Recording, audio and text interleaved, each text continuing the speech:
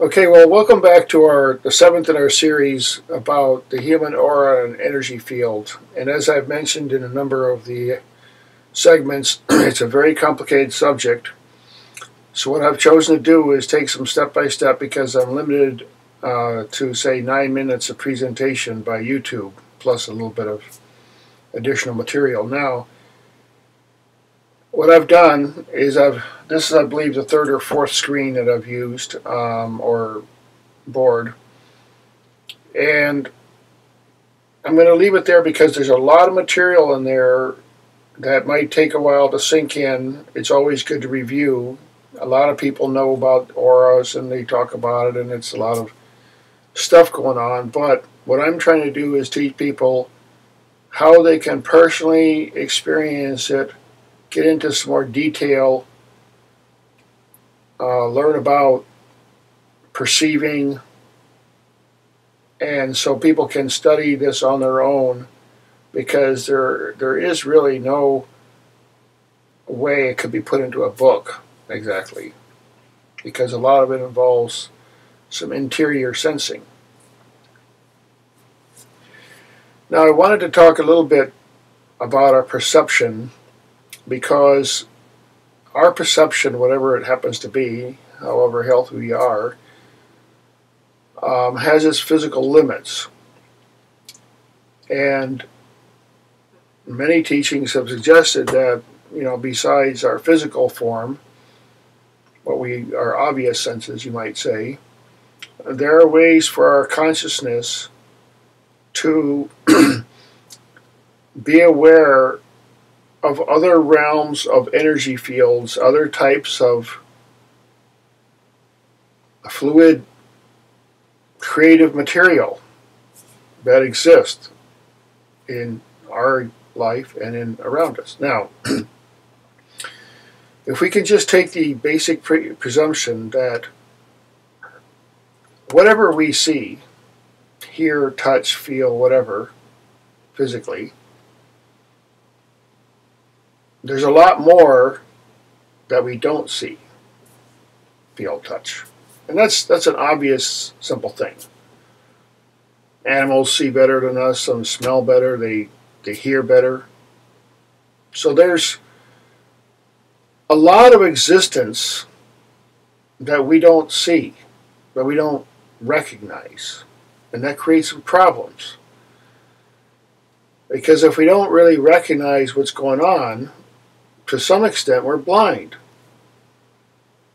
We're extremely vulnerable. Now,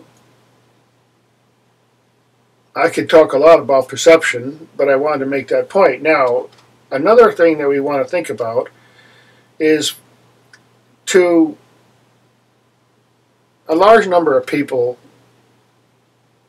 the assumption is, well, if it's solid, if it's like a rock, if it's really hard, if it really has a strong shape and form, and we can see it and analyze it, then that's it. That's the reality. That's what exists. That's the real stuff. But that's not really what's happening, because we might see, for example, a drop of water. Yeah, that's tangible. Yes, the water. That's something. But what we are not seeing is the incredible amount of power and energy, electrical attraction, and everything that's involved in just a drop of water. So, now, that being said, what we have to do is learn how to feel our own presence and recognize that, say, light energy, which is incredibly powerful, there's energy in our cosmos that is so powerful that it needs an incredible amount of space just to inhabit. Just imagine if you take a sun, one single star, and there's so much power in that star that it will radiate heat, light, incredible power for billions of years. That's how much power is in the sun. And yet we look at the sun and go, oh, there's the sun. But it's not. There's a lot more to the story. So what I'm trying to talk about here is a little bit about our physical energy field and how we're connected. Because once you start looking into it, you start opening the door to all kinds of perception and understanding about how things work. Now, we talked a bit about capacitance, we talked about electric fields, we talked about grounding, and I'm going to talk a lot more about grounding, because grounding is really important. As I've mentioned, I wanted to start with people learning how to just ground. Now, grounding is depending on where we start. And there's a number of levels of grounding.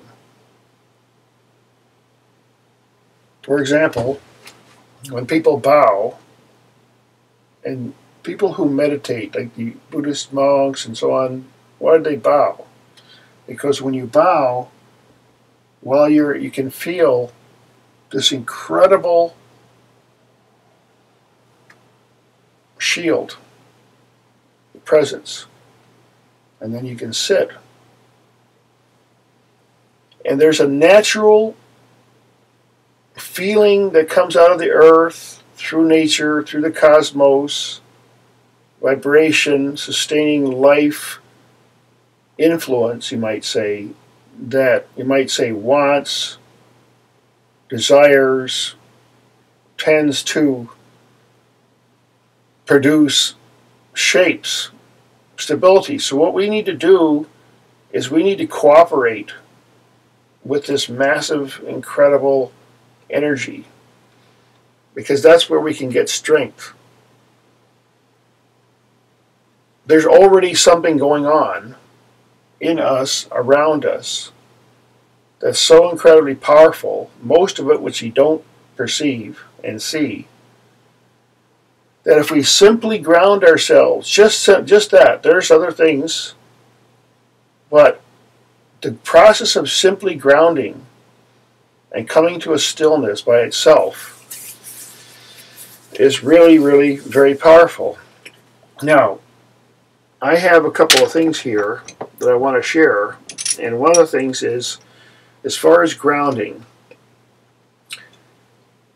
one thing that people have taught, that you can use crystals, rocks. Now, a lot of people think, well, that's hoopla, blah, blah, blah. Now, but there's a reason for that. Because a crystalline stone has a shape and a structure and a color. It has an ability, because of its density and its shape, its crystalline shape, to absorb energy. Like I said, there was the idea of a capacitor. Now, whenever we hold something, there's the electrical connection of touch. You see? And you can feel that if you're sensitive to it. Now, this particular crystal is made of an amethyst about 6 inches long or so, and it has a point on one end and a sphere on the other end. Now, there's a reason for that, because the sphere has its own way of connecting. Remember, you have the sphere, there's a 360-degree continuous exposure to what's around. That's why a sphere is a good way to attract and to help ground out energy.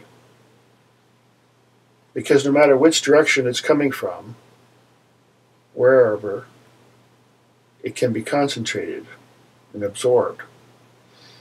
That also works in reverse. If you want to broadcast, you can use a sphere for omnidirectional broadcasting.